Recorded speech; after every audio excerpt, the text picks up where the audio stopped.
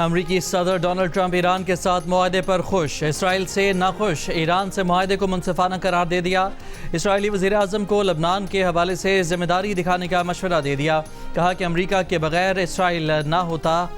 Nitin Yahoo کو بتا دیا تھا کہ بیروت پر حملہ پسند نہیں آیا، آپ ہر بار کسی شخص کو ڈھونڈنے کے لیے پوری رہائشی عمارت نہیں گرا سکتے، عمارت میں بہت سارے لوگ ہوتے ہیں اور سب کا تعلق حزب اللہ سے نہیں ہوتا۔ فرانس میں قطر کے امیر سے ملاقات کے دوران کہا، ایران کے ساتھ معاہدہ کامیاب ہونا چاہیے۔ ایران سے اپنے معاہدے کا موازنہ اوباما معاہدے سے کرتے ہوئے ٹرمپ نے دعویٰ کیا کہ نیا معاہدہ ایران کی نیوکلیئر صلاحیت کے خلاف دیوار ہے، جبکہ اوباما کا ایران معاہدہ مشرق وسطیٰ کے لیے خطرناک تھا، جو ایران کے لیے نیوکلیئر ہتھیار کے حصول کا سبب بن سکتا تھا۔ متحدہ عرب امارات کے صدر کے ساتھ ملاقات میں ٹرمپ نے کہا کہ ایران کی صورتحال ایک رکاوٹ تھی، اب ابراہیمی معاہدے میں پیش رفت کی راہ ہموار ہو گئی۔ ایران کے ساتھ معاہدے کے نکات ایک دو روز میں خود میڈیا کو پڑھ کر سنائیں گے۔ معاہدے کے تحت آبنۂ ہرمز جمعے سے مکمل طور پر کھل جائے گی، آبنۂ ہرمز میں کوئی ٹول ٹیکس نہیں ہوگا۔ اماراتی صدر شیخ محمد بن زائد نے ایران جنگ میں امریکی حمایت پر ٹرمپ کا شکریہ ادا کیا۔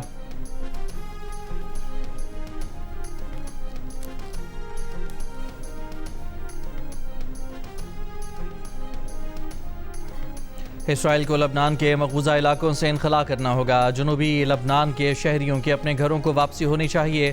ایرانی اسپیکر محمد باقر قالباف کی لبنانی ہم منصب سے ٹیلی فونک گفتگو، دونوں رہنماؤں کا مفاہمتی یادداشت میں کیے گئے وعدوں کو پورا کرنے پر زور۔ ایران کے وزیر خارجہ عباس عراقچی نے کہا کہ امریکہ سے مذاکرات کے پہلے مرحلے میں آبنۂ ہرمز کی صورتحال، امریکی بحری ناکہ بندی اور حملوں سے متاثرہ ایرانی بنیادی ڈھانچے کی بحالی پر بات ہوگی۔ دوسرے مرحلے میں ایران کے جوہری پروگرام کے معاملات زیر بحث آئیں گے۔ لبنان پر کوئی بھی اسرائیلی حملہ یا قبضہ معاہدے کی خلاف ورزی تصور کیا جائے گا۔ ایرانی پارلیمنٹ کی قومی سلامتی کمیٹی کے سربراہ ابراہیم عزیزی نے کہا کہ ایران کے خلاف یک طرفہ فیصلے مسلط کرنے کا دور ختم ہو چکا ہے۔ ایران نے امریکہ کو اپنی شرائط پر مذاکرات کی ٹیبل پر آنے پر مجبور کیا۔ امریکہ کو لبنان کے خلاف جنگ کے خاتمے کا وعدہ اور مفاہمتی یادداشت کے تمام نکات پر عمل درآمد یقینی بنانا ہوگا۔ کسی بھی خلاف ورزی کا سخت اور منہ توڑ جواب دیا جائے گا۔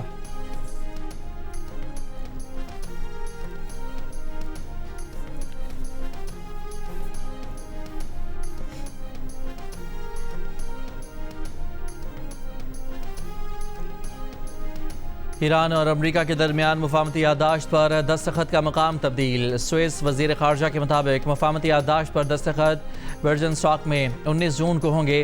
ذرائع کے مطابق تاریخی امن معاہدے کی تقریب پاکستان کی میزبانی میں ہوگی۔ تقریب کے لیے وزیر اعظم شہباز شریف جمعرات کو روانہ ہوں گے۔ نائب وزیر اعظم اور وفاقی وزراء بھی وزیر اعظم کے ہمراہ ہوں گے۔ تقریب میں ایران کی جانب سے پارلیمانی اسپیکر اور مذاکرات کار باقر قالباف شرکت کریں گے۔ اس سے پہلے امریکی صدر ٹرمپ بھی تقریب میں شرکت کا اشارہ دے چکے ہیں۔ انہوں نے کہا تھا کہ ہو سکتا ہے کہ وہ بھی تقریب میں جائیں۔ ویسے نائب صدر جیری ونس دستخط کی تقریب کے لیے جائیں گے۔ قطری وزارت خارجہ کا کہنا ہے کہ پاکستان کی قیادت میں ثالثی کا حصہ بن کر مذاکراتی عمل میں شامل رہے۔ امریکہ ایران ڈیل پر دستخط کی تقریب میں قطر کی نمائندگی موجود ہوگی۔ پاکستانی ثالث فریقین اور علاقائی ممالک تقریب میں شریک ہوں گے۔ امریکہ ایران معاہدے کے بعد خام تیل کی قیمتوں میں کمی کا رجحان۔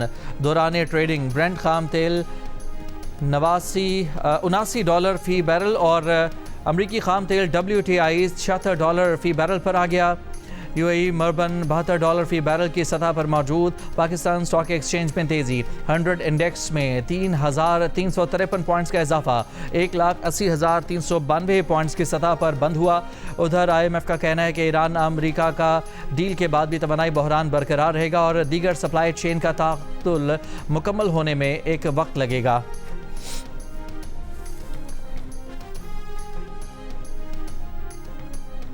سیکیورٹی حکام کا کہنا ہے کہ امریکہ ایران جنگ کا ایشو پیچیدہ ہے، پاکستان کا کردار ثالث کا ہے۔ یہ جنگ نہ رکتی تو نتائج سنگین ہوتے۔ پاکستان کی سول اور عسکری قیادت کے ثالثی کردار کے مقاصد محدود نہیں، ان مقاصد میں خطے میں استحکام اور امت مسلمہ کے درمیان امن کا فروغ ہے۔ صحافیوں کو بریفنگ میں اعلیٰ سیکیورٹی حکام نے کہا کہ تمام اہم فریقین کی مشاورت اور تعاون سے پاکستان بالخصوص فیلڈ مارشل عاصم منیر نے ایک بڑی جنگی خطرے کو روکا ہے۔ یہ ایک ایسی جنگ تھی جسے فیلڈ مارشل نے بغیر لڑے اخلاص، صلاحیت اور حکمت سے جیتا۔ بطور ذمہ دار ثالث پاکستان کسی بھی قسم کی خیال سرائی کا متحمل نہیں ہو سکتا۔ امن کے لیے مسلم ممالک بالخصوص سعودی عرب کا کردار قابل تحسین ہے۔ سعودی سعودی عرب نے دانشمندانہ قیادت، تحمل اور اسٹریٹجک صبر کا مظاہرہ کیا۔ پاکستان اپنے شراکت داروں کے ساتھ مکمل خلوص کے ساتھ امن کے فروغ کے لیے کام جاری رکھے گا۔ گلگت بلتستان انتخابات میں کامیاب 4 آزاد امیدوار استحکام پاکستان پارٹی میں شامل۔ آزاد اراکین نے وفاقی وزیر علیم خان سے ملاقات کے موقع پر شمولیت کا اعلان کیا۔ آئی پی پی میں شمولیت اختیار کرنے والوں میں انور علی، اسد شفیق، محمد دلپذیر اور امان علی شامل ہیں۔ گلگت بلتستان میں پیپلز پارٹی کی 10، نون لیگ کی 5، آئی پی پی 4، آزاد امیدوار 2 اور ایم ڈبلیو ایم کو 1 نشست حاصل ہے۔ 2 حلقوں جی بی اے 16 دیامر اور جی بی اے 13 کا فیصلہ کل سنایا جائے گا۔ چیئرمین پیپلز پارٹی بلاول بھٹو زرداری نے پارلیمنٹ ہاؤس میں میڈیا سے گفتگو کرتے ہوئے کہا کہ وہ پر امید ہیں کہ گلگت بلتستان میں حکومت بنا لیں گے۔ آپ بنا پائیں گے؟ میں بہت کانفیڈنٹ ہوں، حکومت ہمارا ہی ہے انشاءاللہ تعالی۔ چیئرمین پیپلز پارٹی بلاول بھٹو زرداری نے کہا ہے کہ بجٹ سے متعلق تحفظات پر حکومت سے بات چیت جاری ہے۔ اسحاق ڈار سے ملاقات ہوئی ہے، مزید بات چیت بھی ہوگی۔ نائب وزیر اعظم کی سربراہی میں 2 رکنی حکومتی وفد نے بلاول بھٹو زرداری سے ان کے چیمبر میں ملاقات کی۔ نائب وزیر اعظم نے بلاول بھٹو زرداری کو بجٹ کے اعداد و شمار سے متعلق بریفنگ دی۔ گورنر کے پی فیصل کریم کنڈی اور پیپلز پارٹی خیبر پختونخوا کے صدر محمد علی شاہ باچا نے چیئرمین پیپلز پارٹی بلاول بھٹو زرداری سے ملاقات کی۔ بلاول کا خیبر پختونخوا میں گندم کی قلت کے بحران پر اظہار تشویش، گورنر کو کردار ادا کرنے کی ہدایت۔ کہا خیبر پختونخوا کا مقدمہ تمام سیاسی جماعتوں کو ساتھ لے کر لڑیں۔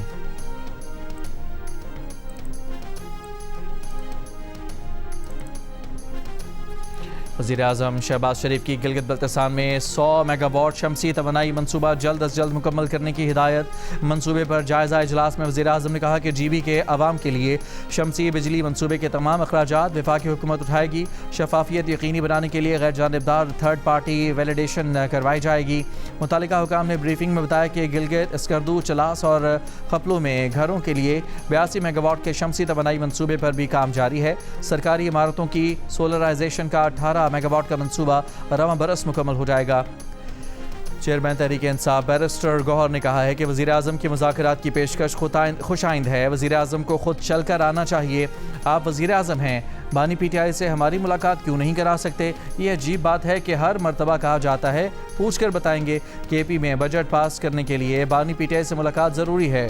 Secretary general Tehreek Insaf barrister Salman اکرم راجہ نے کہا کہ خیبر پختونخوا حکومت صرف 3 ماہ کا بجٹ پیپر پاس کرے گی، بانی پی ٹی آئی سے ملاقات تک حتمی بجٹ پاس نہیں ہوگا۔ بیرسٹر گوہر نے کہا کہ ایران امریکہ معاہدے کی طرح پاکستان میں بھی ایک امن معاہدہ کرنا چاہیے۔ ملک میں سیاسی استحکام کے ساتھ ہی معاشی استحکام آئے گا اور دفاع بھی مضبوط ہوگا۔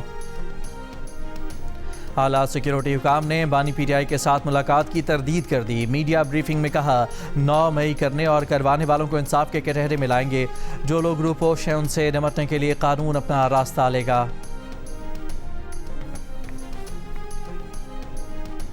بھارت مقبوضہ کشمیر کا فوج کے ذریعے بھی کچھ نہ کر سکا، اس لیے آزاد کشمیر میں آگ لگائی ہے۔ پتہ تھا جوائنٹ ایکشن کمیٹی کا ایجنڈا کیا ہے، یہ کدھر سے آ رہے ہیں، اصل کہانی کیا ہے، یہ سامنے آنے میں وقت لگا۔ سیکیورٹی حکام کی بریفنگ بتایا کہ آزاد کشمیر میں بیٹھ کر ریاست مخالف نعرے لگائے جا رہے ہیں۔ ریاست ہمیشہ پہلے ماں بن کر ڈیل کرتی ہے، بعد میں باپ بنتی ہے۔ سیکیورٹی ذرائع کا کہنا تھا کہ آزاد کشمیر حکومت نے لوگوں کو کہا ہے کہ اپنی دکانیں کھولیں، نہ کہ جوائنٹ ایکشن کمیٹی کی جانب سے لگائے گئے ہیں۔ انہوں نے عوام کو کہا ہے کہ جو دکانیں کھولے گا وہ انہیں آگ لگا دیں گے۔ جوائنٹ ایکشن کمیٹی کو آئینی اور قانونی طریقے سے ڈیل کیا جائے گا۔ سیکیورٹی ذرائع کا کہنا ہے کہ کالعدم بی ایل اے کے بڑے اسپانسر، بڑے سردار بھی ہیں، یہ بلوچستان میں سرمایہ کاری نہیں آنے دینا چاہتے۔ پنجاب کا 5,903 ارب روپے سے زائد کا بجٹ پیش۔ سرکاری ملازمین کی تنخواہوں میں 7% اور پینشن میں 3.5% اضافے کی تجویز۔ لیپ ٹاپ اسکیم کے لیے 27 ارب روپے اور ہونہار اسکالرشپ پروگرام کے لیے 15 ارب روپے مختص کر دیے گئے۔ وزیر خزانہ پنجاب شجاع الرحمان نے بجٹ پیش کیا۔ بجٹ میں صوبائی آمدن کا ہدف 1209 ارب روپے مقرر کیا گیا ہے۔ صوبے کے ترقیاتی امور کے لیے 752 ارب روپے اور تعلیمی شعبے کے لیے 750 ارب روپے مختص کیے گئے ہیں۔ وزیر خزانہ پنجاب شجاع الرحمان نے کہا کہ شعبہ صحت کے لیے مجموعی بجٹ کا 10% رکھا گیا ہے۔ پنجاب میں ڈیجیٹل سہولیات کی فراہمی اور جدید تعلیم کا فروغ یقینی بنایا جائے گا۔ اس سے پہلے پنجاب کابینہ نے آئندہ مالی سال کے بجٹ کی منظوری دی۔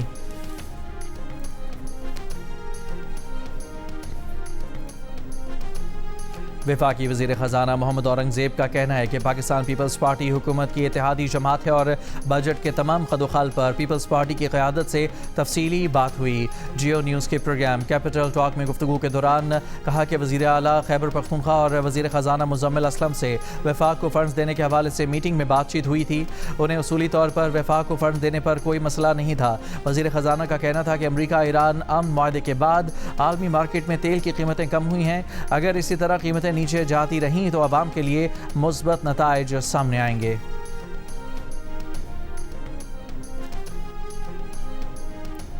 फील्ड मार्शल सच्ची बात करते हैं, इसलिए मुज़ाकरात के लिए अमरीका और ईरान ने उन पर भरपूर एतमाद किया। वज़ीर दाखिला मोहसिन नकवी का पैगाम अमन कमेटी के खुसूसी इजलास से खिताब। कहा फील्ड मार्शल वाहिद शख्स थे जिन पर हर फरीक एतमाद कर रहा था, इसलिए पाकिस्तान ने अमन के लिए कोशिशें की। क़याम अमन के लिए वज़ीर आज़म और फील्ड मार्शल ने अहम किरदार अदा किया। वज़ीर दाखिला मोहसिन नकवी के उलमा से मुहर्रम में यकजहती का पैगाम देने की अपील। कहा दहशत गर्दी के खात्मे के लिए सबको मुत्तहिद होना है, फ़िरका वारियत से इज्तनाब करने में ही आफियत है। कौमी पैगाम अमन कमेटी का किरदार लायक तहसीन है, इसे ज़िले सतह पर फ़ाल होना चाहिए।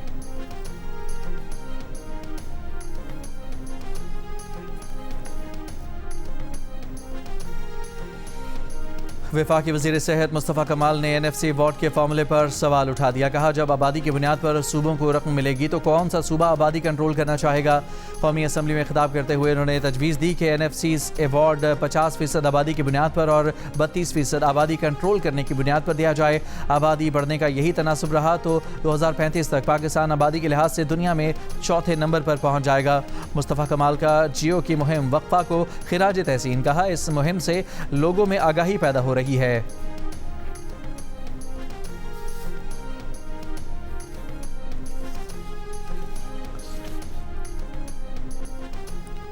सोमाली कज़ाकों की कैद में 10 पाकिस्तानियों की नई वीडियो सामने आ गई। जहाज़ MT ऑनर 25 के सेकंड ऑफिसर सैयद काशिफ उमर ने अपील की कि 57 दिन से कैद में हैं, हुकूमत फौरी रिहाई दिलाए। खाने को कुछ नहीं, मगवी बीमार हो रहे हैं। कंपनी मालिकान कज़ाकों से बात करने को तैयार नहीं। हुकूमत जहाज़ कंपनी को मुज़ाकरात पर तैयार करे। जहाज़ के इंडोनेशियन कप्तान का भी अपनी हुकूमत से मदद का मुतालबा। वज़ीर आज़म शहबाज शरीफ से मुस्लिम लीग नून आज़ाद कश्मीर की क़यादत की मुलाकात। Opposition leader Azad Kashmir assembly Shah गुलाम कादर ने मुलाकात के बाद गुफ्तगू में कहा कि आज़ाद कश्मीर के आइन में इंतखाबात मुलतवी करने की कोई गुंजाइश नहीं। इलेक्शन मुलतवी करने के मुतालबे पर अमल नहीं हो सकता। आज़ाद कश्मीर में इंतखाबात अगले माह की 27 तारीख को शेड्यूल्ड हैं, बर वक्त होंगे।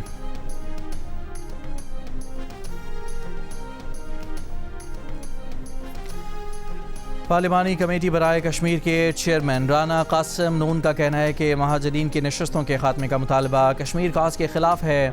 हुकूमत ने कश्मीरियों के 90% मुतालबात से इतफाक़ किया। आइनी मामला सड़कों पर हल नहीं होते। शरपसंद अनासर आज़ाद कश्मीर में खराबी चाहते हैं। जो रविश इख्तियार की गई है ये कश्मीरियों के लिए अच्छी नहीं। कौमी असम्बली में राना कासिम नून ने कहा कि कश्मीर को पाकिस्तान के सिफारती महाज पर बुनियादी हैसियत हासिल है। कश्मीर तक़सीम बर-ए-सग़ीर का नामुकम्मल एजेंडा है। पाकिस्तान हर फोरम पर कश्मीरियों का मुकदमा भरपूर अंदाज में लड़ रहा है। मकबूजा कश्मीर में इंसानी हुकूक की खिलाफ वर्जियाँ दुनिया के सामने हैं। आलमी बरादरी नोटिस ले।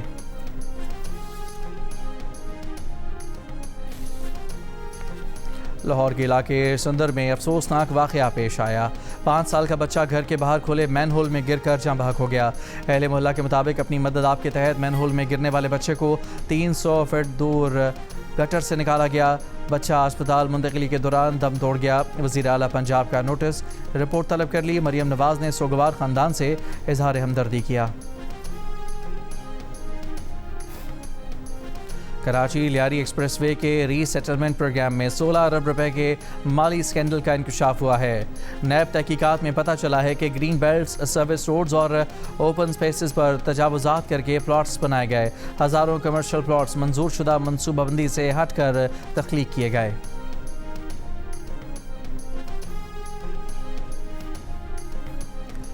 कराची येलो लाइन BRT मंसूबे में अरबों रुपए की करप्शन पर साबिक प्रोजेक्ट डायरेक्टर ज़मीर अब्बासी और डायरेक्टर प्रोक्योरमेंट जमनदास के खिलाफ मुकदमा दर्ज। मुल्ज़मान पर 8.5 अरब रुपए कॉन्ट्रैक्टर्स को एडवांस पेमेंट करने का इल्ज़ाम है। सरकारी ख़जाने को नुकसान पहुँचाने के इल्ज़ाम में मज़ीद गिरफ्तारियों का भी इम्कान। इसी दौरान एंटी करप्शन अदालत ने ضمیر عباسی کی مبینہ حراست کے خلاف درخواست مسترد کر دی. جج نے لکھا کہ وکیل نے وکالت نامے کے بغیر عدالت سے رجوع کیا, مبینہ حراست پر دلائل بھی نہیں دیے. منشیات فروشی کی ملزمہ انمول اور پنکی کے موبائل فون کے ڈیٹا کی تفصیلات سامنے آ گئیں. 100 GB سے زائد ڈیٹا میں فون سے 75,000 تصویریں, آن لائن ٹرانزیکشنز, کلائنٹ سے رقم کی وصولی کی, بینک سلپس کے اسکرین شاٹس اور 13,000 لوگوں کے کانٹیکٹ ریکور کیے گئے. NCCIA سے فورنزک رپورٹ تفتیشی افسر کو موصول ہو گئی.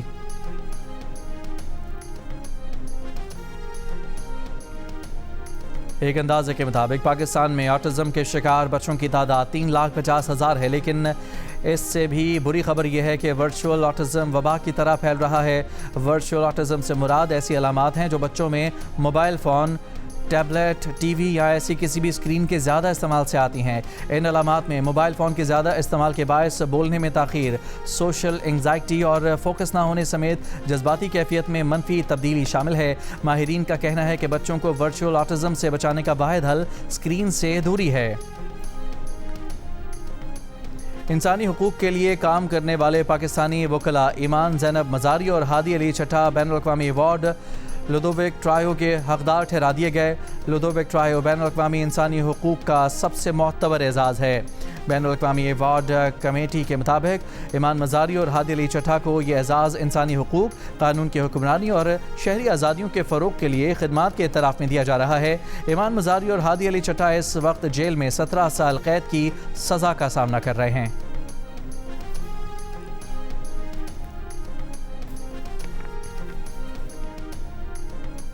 ہو گئی شام, گر گئے دام. حیدرآباد کی فروٹ منڈی کے گودام آموں سے بھر گئے. سندھڑی کے ڈھیر ہی ڈھیر چوسا آنے کو تیار, جبکہ پنجاب کی فصل قطار میں لگی ہے.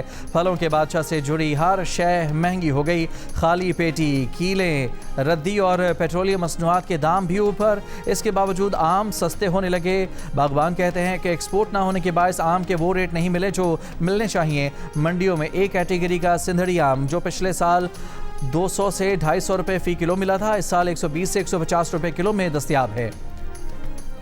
FBI نے دعویٰ کیا ہے کہ ٹرمپ کے 80ویں سالگرہ کے موقع پر وائٹ ہاؤس میں ہونے والے UFC فریڈم 250 ایونٹ پر حملے کا منصوبہ ناکام بنا دیا گیا. 5 افراد گرفتار کر لیے گئے اور 23 مشتبہ افراد کے نیٹ ورک کا سراغ لگایا گیا ہے. حکام کے مطابق حملہ آور دھماکہ خیز مواد سے بھرے ڈرونز کے ذریعے بھگدڑ مچانا چاہتے تھے, جس کے بعد سنائپر حملے اور پھر وائٹ ہاؤس کے گیٹ کی جانب پیش قدمی کا منصوبہ تھا.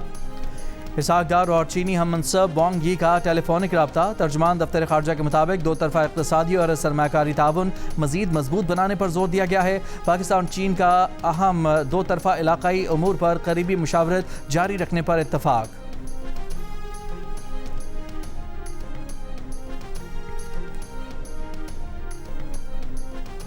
حزب اللہ میڈیا آفس کا کہنا ہے کہ انہیں ایران کی یقین دہانی موصول ہوئی ہے. اسرائیل کے لبنان سے دستبردار ہونے تک ایران امریکہ جوہری مذاکرات نہیں ہوں گے. لبنان سے اسرائیل کا انخلاء امریکہ ایران مذاکرات کی شرط نہیں, نتیجہ ہوگی. مذاکرات کے اگلے مرحلے میں لبنان سے اسرائیلی فوج کے انخلاء کا مطالبہ کیا جائے گا. حزب اللہ سربراہ نعیم قاسم نے ایرانی اسپیکر محمد باقر کالباف کے نام خط میں لکھا کہ ایران نے ہمیں اپنی سرزمین آزاد کرانے, زخموں پر مرہم رکھنے کی طاقت دی. ایران نے لبنانی عوام اور مزاحمت کو سب کچھ دیا, جواب میں کچھ نہیں مانگا. اسرائیل کو لبنان سمیت تمام محاذوں سے پیچھے ہٹنے پر مجبور کیا. ایران نے بیروت میں اسرائیلی جارحیت کے جواب میں مزاحمت جاری رکھی. واضح اور کھل کر کہتا ہوں کہ ایران فخر اور عزت کی علامت ہے.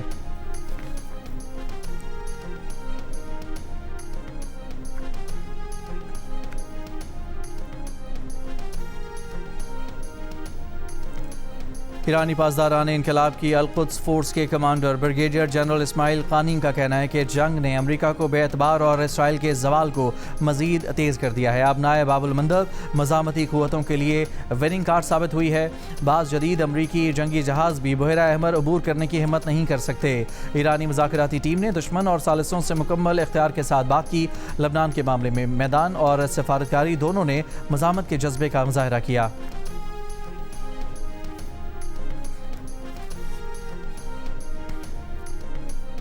جرمن چانسلر کا کہنا ہے کہ مشرق وسطی میں قیام امن میں مدد کے لیے تیار ہیں.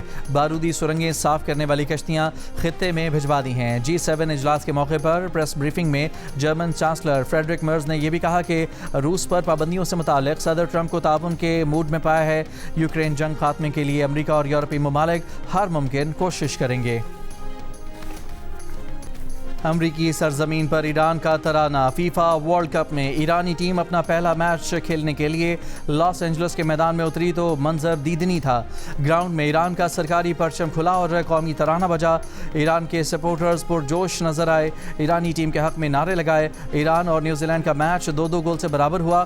ادھر امریکی عدالت نے فیفا ورلڈ کپ میں شاہ کے دور کا ایرانی پرچم لہرانے پر عائد فیفا کی پابندی کا فیصلہ برقرار رکھنے کا حکم جاری رکھا. اس اسٹیڈیم میں صرف ایران کا سرکاری قومی پرچم ہی لہرایا جا سکے گا.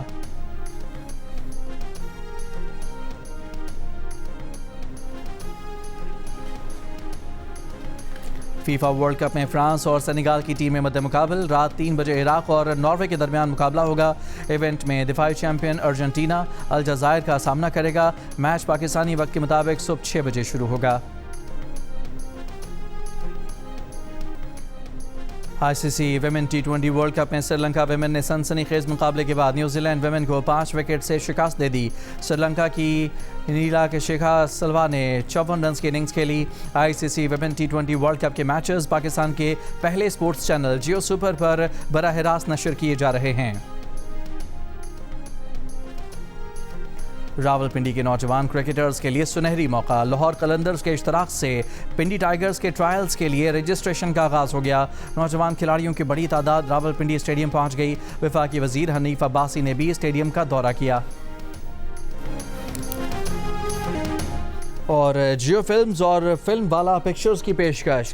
زومبید نے باکس آفس پر اب تک 35 کروڑ روپے کما لیے. فلم اب بھی لوگوں کی توجہ کا مرکز. اگر آپ نے فلم نہیں دیکھی تو فوراً دیکھ لیں ورنہ پچھتائیں گے.